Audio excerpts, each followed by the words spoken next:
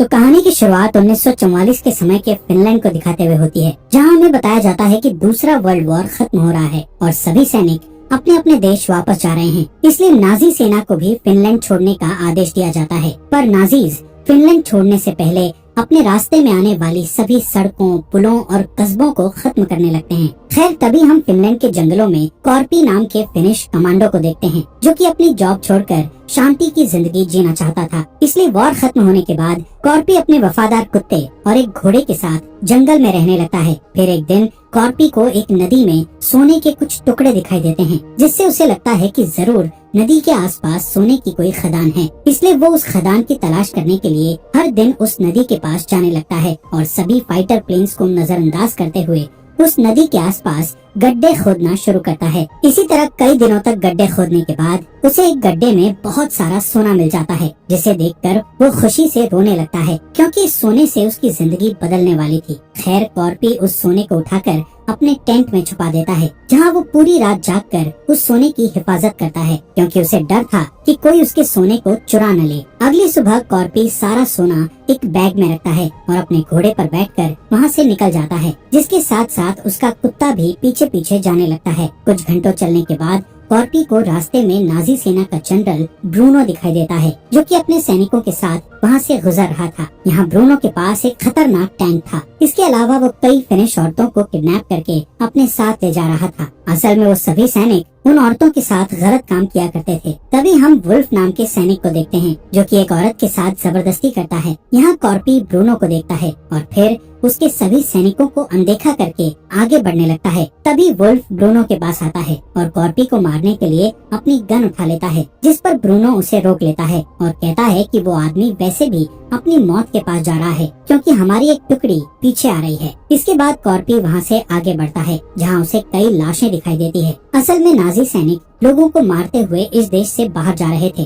पर कॉर्पी को उन लाशों से कोई फर्क नहीं पड़ता, क्योंकि वर्ल्ड वॉर के दौरान उसने भी कई लोगों की जान ली थी। खैर, थोड़ी दूर जाने के बाद कॉर्पी को एक ट्रक दिखाई देता है, जिसमें 4 नाजी सैनिक होते हैं। वो सैनिक कॉर्पी को घोड़े से उतरने को कहते हैं और फिर उसका बैग चेक करते हैं, जिसमें उन्हें कॉर्पी का सोना दिख जाता है। इसलिए वो सोने को अपने पास रखने का सोचते हैं। तब कॉर्पी समझ जाता है कि वो लोग उसका सोना लूटकर उसे मार डालेंगे। इसलिए वो सबसे पहले अपने कुत्ते से भागने को कहता है, जिसे भागता हुआ देख एक सैनिक उस कुत्ते को शूट करने लगता है, पर कुत्ते को एक भी गोली नहीं लगती है और वो वहाँ से भाग जाता है। इसके बाद एक सैनिक कॉर्पी को बूढ़ा बोलते हुए उसे गोली मारने की कोशिश करता है, लेकिन तभी कॉर्पी अपना चाकू निकालकर उसके सिर पर मार देता है, जिससे उस सैनिक की वहीं पर मौत हो जाती है। तब दूसरे सैनिक बदला लेने के लिए उसके साथ लड़ने की कोशिश करते हैं, लेकिन कॉर्पी तेजी से आगे बढ़ता है और अपने चाकू से उन्हें मारने लगता है। साथ ही वो एक सैनिक की बॉडी को ढाल बनाकर गोलियों से बचने लगता है, जिसके बाद वो एक सैनिक को हेलमेट से पीट कर मार डालता है। तभी बचा हुआ सैनिक उसे पीछे से पकड़ने की कोशिश करता है, जिससे कॉर्पी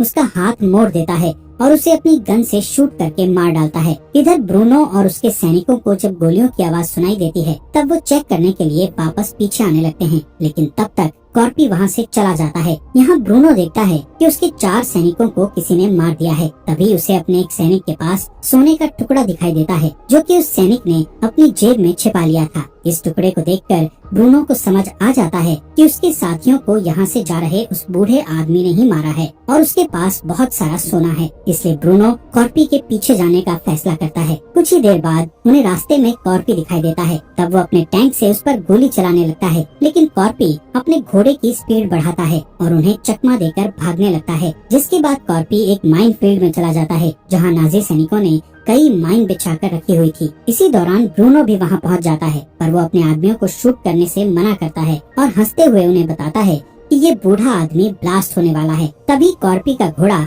एक माइन पर पैर रख देता है, जिससे वहाँ ब्लास्ट हो जाता है और कॉर्पी घायल हो जाता है, पर इस ब्लास्ट में उसका घोड़ा मर जाता है। थोड़ी देर में ब्रूनो वहाँ आता है और देखता है कि कॉर्पी अपना सोना उठाकर बैग में रख रहा है। इसलिए ब्रूनो वहीं रुक जाता है और कॉर्पी को देखता रहता है। असल में वो सोना उठाने के लिए माइनफील्ड में जाना नहीं चाहता था, इसलिए वो कॉर्पी को मारने के लिए थोड़ा इंतजार करता है। फिर जैसे ही कॉर्पी सारा सोना उठा लेता है, तब ब्रूनो अपने सैनिकों से कॉर्पी को मारने का आदेश देता है, लेकिन कॉर्पी पहले से ही तैयार था, इसलिए वो सोने के साथ एक पत्थर उठा लेता है और एक माइन पर फेंककर ब्लास्ट कर देता है, जिससे वहाँ काफी ज्यादा धुआं फैल जाता है और कॉर्पी धुएं की मदद से छिप जाता है। जिसके बाद नाजी सैनिक उसे मारने के लिए धुएं में गोलियां चलाने लगते हैं, लेकिन कॉर्पी एक ढाल का उपयोग करके उन गोलियों से बच जाता है। कुछ देर बाद ब्रूनो अपने एक सैनिक को कॉर्पी को चेक करने के लिए भेजता है। तब वो सैनिक गलती से एक माइन से टकरा जाता है, जिससे उसकी मौत हो जाती है। ये देखकर ब्रूनो अपने 2 और सैनिकों को वहाँ भेजता है, पर वो दोनों भी माइन पर कदम रखने के कारण मारे जाते हैं। फिर जब वहाँ का धुआं साफ होता है तो उन्हें पता चलता है कि कॉर्पी वहाँ से भाग चुका है। ये देखकर ब्रूनो को बहुत गुस्सा आता है, इसलिए वो 2 फिनिश औरतों को ढाल बनाकर माइन फील्ड से गुजरने का फैसला करता है।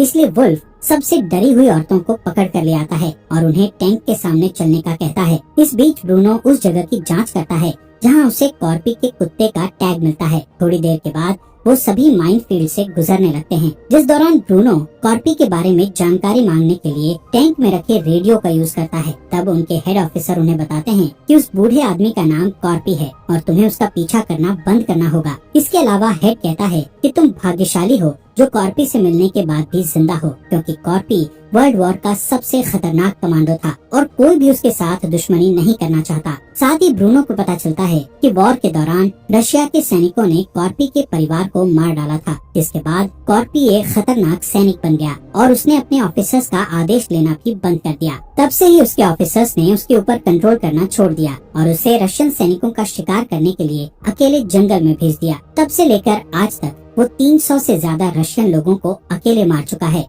सबसे आखिर में हेड उन्हें कहता है कि सबको लगता है कि कॉर्पी अमर है, इसलिए तुम्हें उसका पीछा नहीं करना चाहिए। पर ब्रूनो को इस बात से थोड़ा सा भी डर नहीं लग रहा था, इसलिए वो कॉर्पी की तलाश जारी रखता है। असल में नाजी सैनिकों को युद्ध हारने के कारण सजा मिलने वाली थी और ब्रूनो उस सोने की मदद से अपनी सजा खत्म करवाना चाहता था, इसलिए वो किसी भी हाल में कॉर्पी से सोना चुराना चाहता था। इस बीच हम कॉर्पी को देखते हैं, जिसे रास्ते में एक जला हुआ ट्रक दिखाई देता है। तब वो छिपने के लिए उस ट्रक के पीछे जाकर लेट जाता है और अपने घावों को ठीक करने के लिए चाकू से सभी गोलियां निकालता है और घावों को धूल से ढक देता है। तभी कॉर्पी का कुत्ता भी वहाँ आ जाता है। अब क्योंकि कॉर्पी ने उसे अपने आप से दूर भागने को कहा था, इसलिए वो कॉर्पी के पास नहीं जाता है, बल्कि उसे दूर से ही देखता है। यहाँ कॉर्पी की हालत खराब होने के कारण उसकी आंख लग जाती है, पर कुछ ही घंटे बाद वहाँ नाजी सैनिक आ जाते हैं, जिनकी आवाज सुनकर वो जाग जाता है। तब कॉर्पी देखता है कि नाजी सैनिक उसे ढूंढने के लिए कुत्तों का इस्तेमाल कर रहे हैं, इसलिए वो तुरंत ट्रक के नीचे छिप जाता है और नाजीज को देखने लगता है।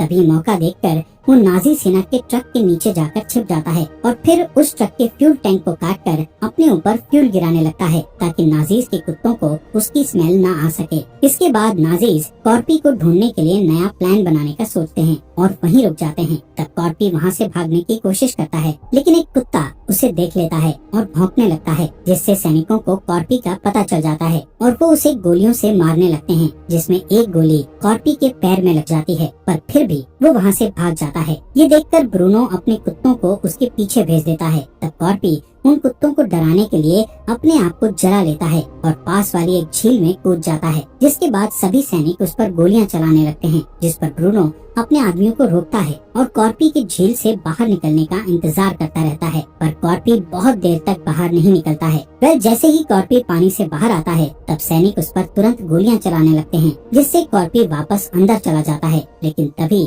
उन्हें पानी के अंदर से ब्लड निकलते हुए दिखाई देता है, जिससे सबको लगता है कि कॉर्पी मर गया है। इसलिए 3 सैनिक सोना निकालने के लिए एक बोट से झील के बीचों बीच जाते हैं, जिसमें एक सैनिक पानी के अंदर कूदता है। तब कॉर्पी उसे पकड़ लेता है और अपने चाकू से मार डालता है, जिससे पानी के ऊपर काफी ब्लड आ जाता है। ये देखकर ब्रूनो अपने दूसरे सैनिक को पानी के अंदर भेजता है, पर इस बार फिर से उसे ब्लड दिखाई देता है। ये सब देखकर तीसरा सैनिक बहुत डर जाता है, इसलिए वो बोट को लेकर वहाँ से दूर जाने लगता है, जिस पर वुल्फ उस सैनिक को गुस्से में गोली मारकर मार देता है। तभी कॉर्पी पानी से बाहर आता है और गोलियों से बचने के लिए उस तीसरे सैनिक की बॉडी को अपनी ढाल बनाकर भागने लगता है। यहाँ ब्रूनो देखता है कि कॉर्पी का कुत्ता झील के किनारे खड़ा होकर रो रहा है, क्योंकि वो अपने मालिक के पास जाने के लिए पानी को पार नहीं कर सकता था। इधर ब्रूनो कॉर्पी के कुत्ते को देखकर अपना अगला प्लान बनाता है। दूसरी तरफ कॉर्पी कुछ घंटे चलने के बाद आखिरकार एक शहर में पहुंच जाता है, लेकिन ये शहर नाजीज ने पूरी तरह तबाह कर दिया था।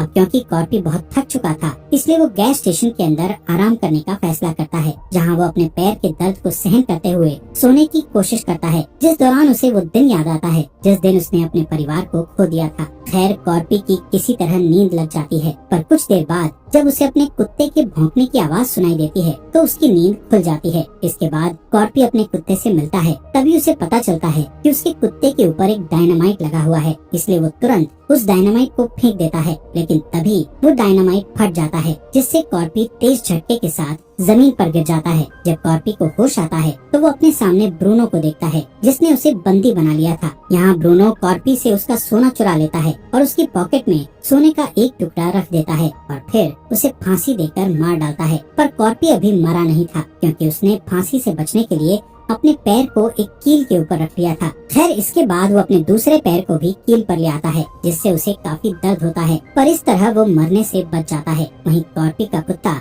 अभी भी उसके पास बैठकर उसके नीचे आने का इंतजार करने लगता है। इसी तरह रात गुजर जाती है और सुबह होने पर एक प्लेन उसकी ओर लैंड करता है, जिसकी हवा के कारण कॉर्पी की रस्सी टूट जाती है और वो जमीन पर गिर जाता है। तभी उस प्लेन से दो पायलट उतरकर बाहर आते हैं और गैस की तलाश करते हैं, जिस दौरान उन्हें कॉर्पी और उसका कुत्ता दिखाई देता है। इसलिए पायलट अपने साथी से उन दोनों को गोली मारने के लिए कहता है, पर वो पायलट उसे मारने से डरने लगते हैं। तभी कॉर्पी मौका देखकर उस पायलट के पैरों पर वार करके उसे नीचे गिरा देता है, जिससे पायलट का सर एक पत्थर से टकरा जाता है और वो बेहोश हो जाता है। इसके बाद दूसरा पायलट वहाँ आता है। तब कॉर्पी मौका देखकर उस पर एक ईंट से वार करता है और उसे जान से मार देता है। यहाँ कॉर्पी को लगता है कि अब वो अपना सोना कभी भी वापस नहीं ला पाएगा, इसलिए वो ब्रूनो का दिया हुआ छोटा टुकड़ा वहीं पर दफन कर देता है। तभी वो दूसरे पायलट को हिलता हुआ देखकर समझ जाता है कि वो अभी जिंदा है, इसलिए वो उस पायलट के प्लेन से ब्रूनो के पास जाने का प्लान बनाता है, ताकि वो उससे अपना सोना वापस ला सके। लेकिन सबसे पहले वो अपने घावों से सभी गोलियां और मेटल के टुकड़ों को बाहर निकालता है और घावों पर आग लगाकर उन्हें तार से बंद कर देता है। ये देखकर पायलट उससे बुरी तरह डरने लगता है, जिसके बाद कॉर्पी अपने कुत्ते को वहीं छोड़ देता है और प्लेन में बैठकर ब्रूनो की तलाश में निकल जाता है। दूसरी तरफ नाजीज को अपने रास्ते में एक क्रैश्ड प्लेन दिखाई देता है, जिसे चेक करने के लिए वुल्फ प्लेन के अंदर जाता है और देखता है कि प्लेन क्रैश में पायलट की मौत हो चुकी है। तभी वुल्फ नोटिस करता है कि उस पायलट के गले में वही रस्सी है जिससे उन्होंने कॉर्पी को फांसी दी थी। यहाँ वुल्फ समझ जाता है कि कॉर्पी अभी जिंदा है और उन्हें मारने के लिए वापस आ गया है। साथ ही ब्रूनो भी समझ जाता है कि कॉर्पी बहुत खतरनाक है, इसलिए वो अपने आदमियों को तुरंत वहाँ से भागने का आदेश देता है। इसके बाद हम दो सैनिकों को देखते हैं जो फिनिश औरतों के साथ ट्रक में बैठे होते हैं। वो दोनों सैनिक कॉर्पी के बारे में बात कर रहे होते हैं, जिनकी बातें सुनकर एनो नाम की औरत उन पर हंसने लगती है और उन्हें बताती है कि कॉर्पी को कई रशियन सैनिकों ने मारने की कोशिश की थी, लेकिन आज तक कोई भी उसे नहीं मार सका, क्योंकि कॉर्पी किसी भी तरह बच जाता है और फिर अपने दुश्मनों को ढूंढकर उन्हें मार डालता है। इसके अलावा एनो उन्हें बताती है कि कॉर्पी को फिनिश लैंग्वेज में सीसू नाम से बुलाते हैं, जिसका मतलब बहादुरी होता है और कॉर्पी कभी भी हार नहीं मानता है। यहाँ एनो समझ जाती है कि अब सभी नाजी सैनिक कॉर्पी के हाथों मारे जाएंगे, इसलिए वो बहुत खुश होती है। तभी अचानक कॉर्पी एक सैनिक को मारकर उसे नीचे फेंक देता है और जब दूसरा सैनिक ट्रक से बाहर देखता है तब कॉर्पी उसे बाहर खींचकर जमीन पर फेंक देता है, जिससे वो सैनिक टैंक के नीचे आकर मारा जाता है। यहाँ एनो मरे हुए सैनिक का हथियार चुराने की कोशिश करती है, लेकिन उसी समय कॉर्पी ट्रक के अंदर आ जाता है, जहाँ ट्रक में फिनिश औरतों को देखकर वो समझ जाता है कि नाजीज ने उन्हें किडनैप करके रखा है और वो सभी निर्दोष हैं। इसलिए वो एनो को हथियार दे देता है, जिसके बाद कॉर्पी ट्रक के ऊपर चढ़ जाता है और ड्राइवर को मारकर उसे नीचे फेंक देता है, ताकि एनो उस ट्रक को चलाकर उसकी मदद कर सके। फिर वो ट्रक को टैंक के करीब ले जाता है। तब कॉर्पी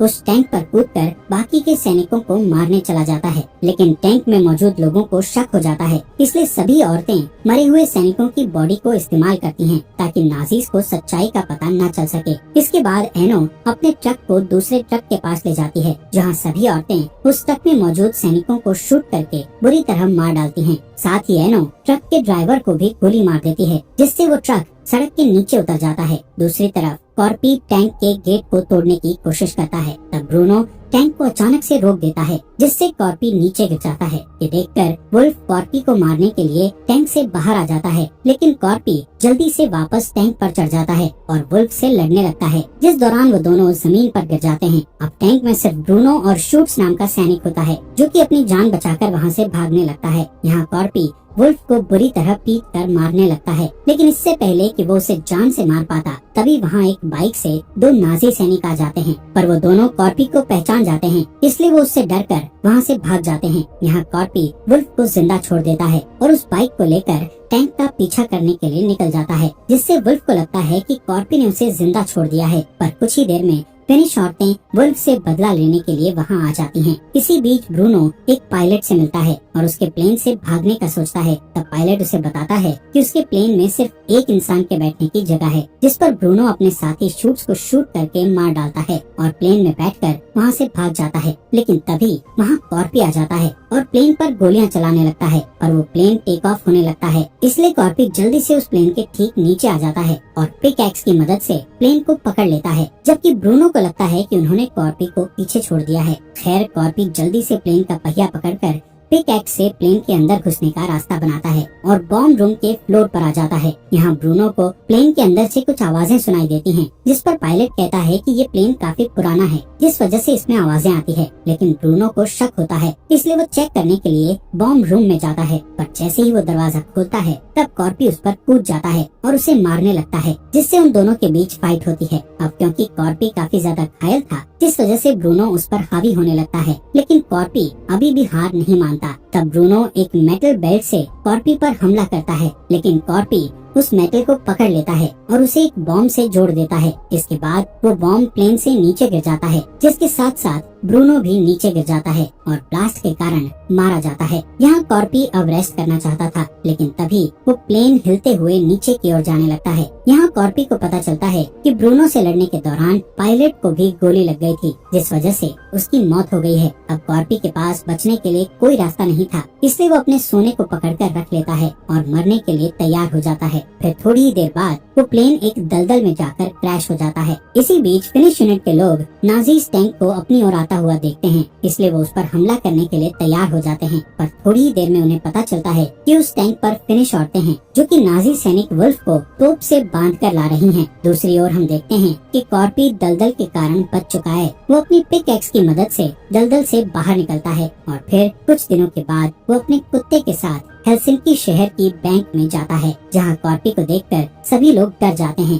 पर कॉर्पी सीधे काउंटर पर जाता है और सोने के टुकड़ों को डेस्क पर रखकर बैंक से पैसा देने को कहता है। और इसी के साथ यह अमेजिंग मूवी यहीं पर खत्म हो जाती है।